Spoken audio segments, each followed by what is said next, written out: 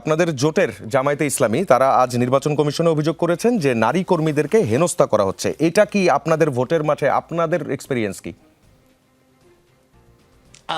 এটা শুধু হেনস্থার ব্যাপার না। ধরেন আমি একদম আমার সিম্পল অভিজ্ঞতা থেকে বলি যে আমার এখানে আমার দুইজন সহযোদ্ধা এবং নানাভাবে তাদের পরিবারের যে শুভাকাঙ্ক্ষী তারা যখন এখানে কাজ করছেন এবং তার একজন শুভাকাঙ্ক্ষীকে এবং সে একটা অধিদপ্তরে জব করেন, তো তার মা আমাকে ডেকে বললেন যে এখানকার এক অফিসার সে কিনা একটা পার্টি বড় দল করে বিএনপি পন্থী অফিসার এবং সামহাও তাকে বলেছেন তুমি যদি কোনোভাবে তোমার ভাইকে সামলাও, যদি তোমার ভাই সামহাও এই কাজটা করেন অথবা ওই শাপলাকলির পক্ষে হাঁটেন, শাপলাকলির প্রচারণা করেন, তাহলে কিন্তু তোমাকে এখান থেকে ট্রান্সফার করে অন্য জায়গায় দিতে হবে। এবং আরেকটা বিষয়, আপনি এখনো পর্যন্ত যে শিক্ষক যারা যে আওয়ামী লীগ সরকারের আমলে যেসব শিক্ষকের নিয়োগ হয়েছিল এবং যারা নানাভাবে জানে আসলে যে লিবারেল কারা, তো সেই সময় সেই শিক্ষকগুলো কিন্তু এখন এই ঘটনাগুলো ঘটাচ্ছেন।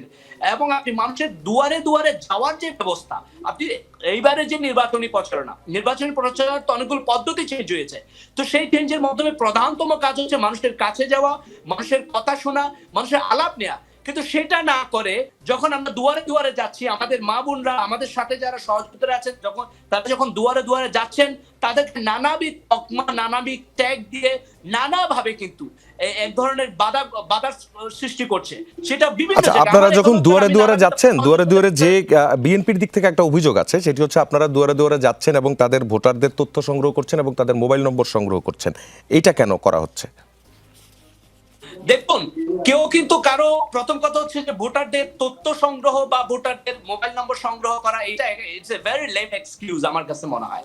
আপনি দেখেন যখন একটা ঘরে বেশিরভাগ কারা যায়, ধরেন পরিচিত লোকজনই, ওই পাড়ার লোকজনই তাদেরকে সাধারণত এই ভোটের মাঠে বা তাদেরকে এই ভোটের আগ্রহী করতে যায়। যে সংস্কৃতিটা ছিল যেখানে এক ধরনের ধরেন 15 থেকে যে ধরনের পার্সেন্টেজ করে 100% বানিয়ে ভোট দেখানো হয়েছে, সেখানে আমাদের প্রধানতম কাজ হয়ে গেছে এখন যে মানুষ যে স্বতঃস্ফূর্তভাবে নির্ভয়ে ভোট দিতে পারে তাদেরকে নিয়ে আসা। তো সেই জায়গা থেকে যখনই যাচ্ছে তখন তাদেরকে ভোটার নাম্বার চাওয়া বা এই ব্যাপারগুলো আমার কাছে মনে হয় না এটা খুব বেশি সত্য। এখন কেউ কারো নাম্বার এক্সচেঞ্জ করতেই পারে, কিন্তু ভোটার নাম্বার তো চাওয়ার কথা না। ভোটার নাম্বার চাওয়ার একটা নির্দিষ্ট আচরণ বিধি আছে, ওই আচরণ বিধিতে সবাইকে আপনি ভোটার স্লিপ যে পদ্ধতিতে দেওয়া হয় সেই পদ্ধতিতে দেওয়া হবে।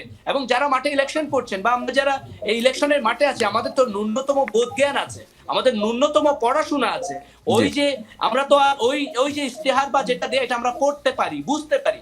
তো সেই জায়গা থেকে আমার কাছে মনে হচ্ছে কিছু কিছু লেম এক্সকিউজ দিয়ে এই যে জনগণের কাছাকাছি যাওয়া থেকে যারা জনগণ থেকে যারা বিচ্ছিন্ন এবং যারা আমাদেরকে বিচ্ছিন্ন রাখতে চায়, এই মেসেজ তারা একটা এক্সকিউজ খুঁজছেন, এই জাস্ট এইটাই তারা বলছেন। জি, আপনার উত্তরটা পেয়েছি।